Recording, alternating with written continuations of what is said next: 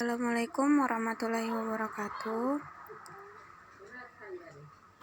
Nama saya Ulfi Nur Fajriani. Di sini saya akan menjelaskan tentang tugas saya, yaitu tugas mata kuliah IPS yang berjudul Masalah-masalah sosial dalam bentuk PowerPoint. Yang pertama, saya akan menjelaskan konsep atau pengertian masalah sosial, di mana yaitu masalah sosial berkaitan dengan ukuran tentang nilai-nilai dan norma-norma sosial yang berlaku dalam kehidupan masyarakat. Setiap masyarakat tentu saja memiliki ukuran tentang nilai dan norma sendiri-sendiri yang berbeda dengan nilai dan norma yang berlaku dalam masyarakat lain. Nilai-nilai dan norma-norma sosial yang hidup dalam masyarakat akan dijadikan sebagai penuntun atau pedoman dalam kehidupannya.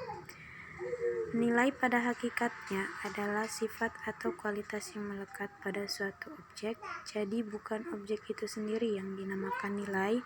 Sesuatu itu mengandung nilai, artinya ada sifat atau kualitas yang melekat pada sesuatu itu. Yang pertama, yaitu sebab-sebab timbulnya masalah sosial.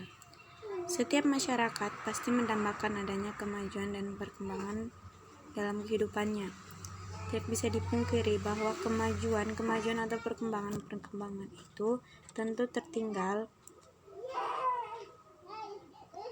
tentu diiringi oleh dampak-dampak yang akan berpengaruh bagi kehidupan masyarakatnya. Dampak-dampak tersebut biasanya berupa masalah-masalah. Semakin cepat perkembangan itu berlangsung, maka semakin banyak pula masalah yang mungkin timbul.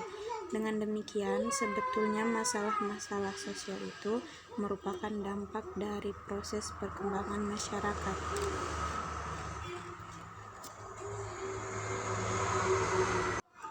Apabila terjadi perubahan baik yang disebabkan karena adanya gagasan-gagasan baru maupun karena adanya penemuan-penemuan baru, hal ini akan menimbulkan reaksi dari individu-individu dalam masyarakat tersebut. Antara individu yang satu dengan individu yang lain kadang-kadang muncul reaksi yang tidak sama. Ada yang menyikapinya secara positif, tetapi ada pula yang menyikapinya secara negatif. Saya akan menjelaskan dari penjelasan di atas, mungkin akan lebih jelas jika saya menjelaskan contoh-contoh berikut ini. Misalnya, listrik masuk desa. Hal ini akan membawa pengaruh positif dan negatif bagi kehidupan masyarakatnya. Pengaruh positif dapat dilihat yaitu dengan masuknya listrik di daerah pedesaan, maka hal ini sangat menguntungkan dan sangat bermanfaat bagi masyarakat desa. Selain menguntungkan dan bermanfaat untuk penerangan, masuknya listrik tersebut juga mendorong masuknya alat-alat elektronik seperti televisi. Masuknya televisi di daerah pedesaan akan membawa banyak perubahan bagi masyarakat desa, karena siaran televisi banyak menyampaikan pesan-pesan pembangunan, pengetahuan, hiburan, dan informasi-informasi yang lain. Melalui acara-acara yang menyampaikan pesan-pesan tersebut, maka masyarakat desa akan lebih terbuka wawasannya, berpengetahuan luas dan lebih maju, terutama untuk generasi-generasi mudanya, sehingga tidak jauh tertinggal dengan masyarakat di daerah perkotaan. Selain berpengaruh secara positif, maka televisi juga menghadirkan pengaruh-pengaruh negatif atau pengaruh yang kurang baik. Dan acara-acara televisi seperti hiburan, iklan juga akan berpengaruh terhadap sikap dan perilaku masyarakat untuk meniru, sehingga akan menghadirkan kebiasaan-kebiasaan dan kebutuhan-kebutuhan baru pula yang kadang-kadang tidak sesuai dengan kondisi kehidupan sosial ekonomi masyarakat.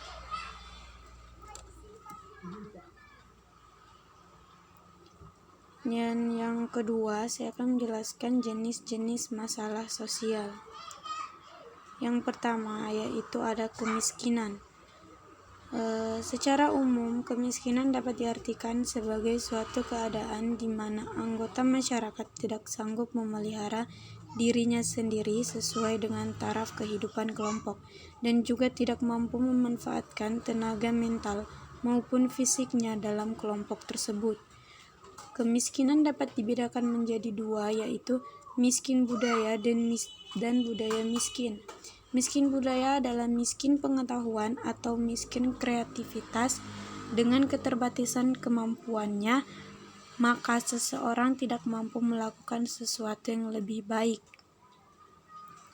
sehingga tidak bisa memenuhi kebutuhan pokoknya atau kebutuhan primernya. Adapun budaya miskin adalah budaya malas, orang yang etos kerjanya sangat rendah meskipun mereka mempunyai kemampuan pengetahuan yang memadai dan juga memiliki daya kreativitas. Yang kedua, kejahatan atau kriminalitas. Kejahatan berhubungan dengan organisasi-organisasi yang hidup dalam masyarakat. Biasanya kejahatan yang dilakukan oleh seseorang disebabkan karena adanya kekecewaan, merupakan bentuk kompensasi, dapat juga ditimbulkan oleh golongan yang menganggap dirinya kebal terhadap hukum dan sarana-sarana pengendalian sosial lainnya. Juga situasi sosial yang memberikan peluang atau kesempatan untuk melakukan kejahatan. Yang ketiga, ada disorganisasi keluarga. Adapun yang dimaksud dengan disorganisasi keluarga adalah perpecahan keluarga sebagai satu unit karena anggota keluarga gagal memenuhi kewajibannya yang sesuai dengan peranan sosialnya. Bentuk-bentuk disorganisasi keluarga antara lain: yang pertama, unit keluarga tidak lengkap karena hubungan di luar perkawinan, perceraian. Yang ketiga, tidak ada komunikasi yang baik di antara anggota keluarga. Yang keempat, krisis keluarga yang disebabkan faktor intern dan ekstern. Yang keempat, ada peperangan. Masalah peperangan berbeda dengan masalah sosial lainnya karena menyangkut beberapa masyarakat sekaligus, sehingga merupakan masalah sosial yang paling sulit dipecahkan. Yang kelima, pelanggaran terhadap norma-norma masyarakat. Yang pertama, ada pelacuran, yaitu yang berpengaruh besar terhadap moral seseorang. Yang kedua, ada delinkuensi anak-anak, yaitu kelompok anak-anak muda yang tergabung dalam suatu organisasi baik formal maupun non-formal yang mempunyai tingkah laku yang tidak disukai oleh masyarakat pada umumnya. Yang ketiga, ada alkoholisme. Akibat dari alkoholisme adalah kurangnya kemampuan untuk mengendalikan diri baik secara fisik, psikologis maupun sosial, sehingga tindakannya akan mengganggu ketentraman masyarakat secara umum. Dan yang kelima, ada masalah kependudukan. Masalah kependudukan merupakan masalah dasar terjadinya masalah-masalah sosial yang lain. Artinya, masalah kependudukan menjadi pendorong timbulnya masalah-masalah sosial yang lain. Pertumbuhan penduduk akan diikuti oleh pertumbuhan kebutuhan hidupnya. Apabila kebutuhan hidup itu tidak terpenuhi, akan mengakibatkan terjadinya berbagai ketimpangan, misalnya dalam bidang ekonomi, ekologi, atau lingkungan, pendidikan, dan sebagainya. Yang keenam, ada masalah lingkungan. Secara umum, masalah lingkungan dapat diartikan sebagai masalah yang terjadi dalam lingkungan hidup manusia. Masalah lingkungan ini tidak bisa berdiri sendiri, artinya masalah ini terkait dengan masalah-masalah yang lain seperti masalah kependudukan, misalnya tingginya arus urbanisasi, rendahnya kualitas sumber daya manusia, dan sebagainya. Selain itu juga terkait dengan perkembangan iptek. Di bagian B ada teori-teori sosial. Yang pertama yaitu teori fungsionalisme struktural. Tokoh-tokoh pengembangan dan pendukung teori fungsionalisme struktural ini antara lain Talcott Parsons, Robert Camerton, dan Niels Melzer. Teori ini menjelaskan tentang perubahan-perubahan yang terjadi dalam masyarakat yang didasarkan pada beberapa asumsi, yaitu A. Masyarakat harus dianalisis sebagai satu kesatuan yang utuh dan terdiri dari beberapa bagian yang saling berinteraksi. B. Bagian-bagian dalam masyarakat tersebut saling berhubungan. Sifat hubungannya ada yang searah, tapi ada juga yang bersifat timbal balik. Yang ketiga, sistem sosial yang ada bersifat dinamis. Penyesuaian tidak perlu banyak merubah sistem sebagai satu kesatuan yang utuh. D. Integrasi yang sempurna dalam masyarakat tidak pernah ada. Oleh karena itu, dalam masyarakat senantiasa timbul ketegangan-ketegangan dan penyimpangan-penyimpangan. Akan tetapi, ketegangan-ketegangan dan penyimpangan-penyimpangan itu akan dinetralisir melalui proses pelembagaan. Yang kedua ada teori konflik, yaitu yang memiliki beberapa asumsi antara lain. Yang pertama, manusia sebagai makhluk sosial memiliki sejumlah kepentingan yang paling mendasar. Mereka selalu berusaha untuk dapat mewujudkan kepentingan-kepentingan tersebut. Yang kedua, kekuasaan mendapatkan penekanan sebagai pusat hubungan sosial karena kekuasaan pada hakikatnya bersifat pemaksaan. Maka, kekuasaan justru merupakan sumber konflik. Yang ketiga, ideologi dan nilai-nilai yang digunakan sebagai penuntun dan pedoman dalam hidup bermasyarakat bukan merupakan sarana untuk mencapai integrasi dan mengembangkan identitas bangsa.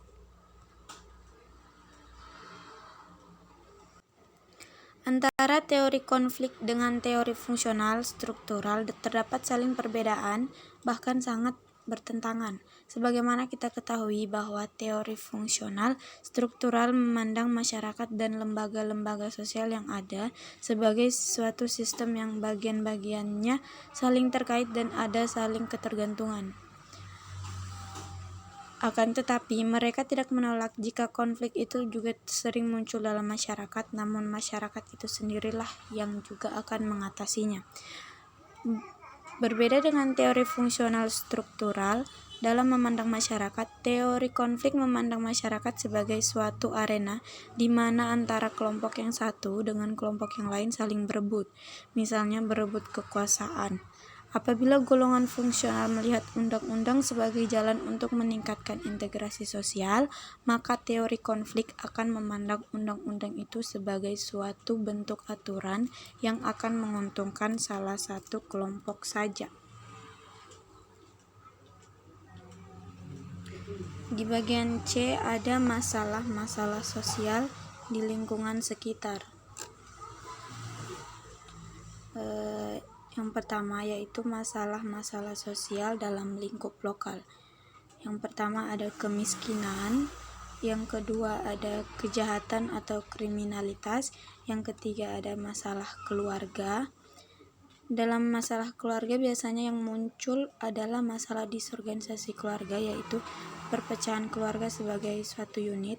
Hal ini disebabkan karena anggota keluarga gagal memenuhi kewajibannya sesuai dengan peranan sosialnya. Yang keempat ada pengangguran, dan yang kelima ada pelanggaran terhadap norma-norma masyarakat. Bentuk masalah sosial yang disebabkan karena melanggar norma-norma yang berlaku dalam masyarakat bermacam-macam. Misalnya, melanggar norma-norma kesusilaan yang berlaku dalam masyarakat yang sangat dijunjung tinggi. Pelanggaran terhadap norma kesusilaan ini akan berpengaruh besar terhadap moral seseorang. Di bagian D ada masalah-masalah sosial dalam lingkup nasional.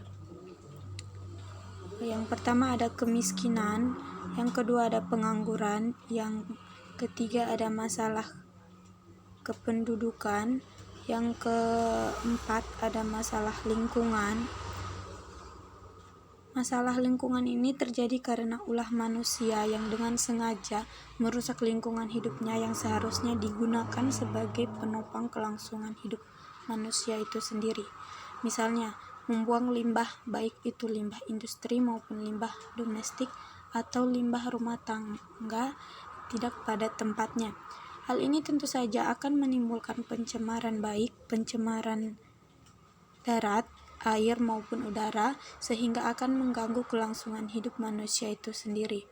Penebangan hutan secara liar akan mengakibatkan banjir dan tanah longsor, yang akhirnya manusialah yang akan menanggung akibatnya. Dan yang kelima ada konflik sosial, di mana konflik sosial terjadi karena adanya pertentangan, percekcokan, perselisihan, ketegangan antar anggota masyarakat secara menyeluruh. Pertentangan tersebut muncul karena adanya perbedaan baik secara individual maupun kelompok, misalnya perbedaan pendapat, pandangan, penafsiran, pemahaman, kepentingan, dan sebagainya. Di bagian E, masalah-masalah sosial dalam lingkup internasional. Yang pertama ada masalah lingkungan. Masalah lingkungan dalam lingkup internasional di sini adalah yang berdampak sangat luas karena dampaknya akan dirasakan oleh negara-negara lain. Misalnya, kebakaran hutan yang terjadi di daerah Kalimantan, ternyata asapnya tidak hanya dirasakan oleh bangsa Indonesia sendiri, tapi juga dirasakan oleh negara-negara tetangga kita seperti Malaysia, Singapura. Yang kedua ada terorisme.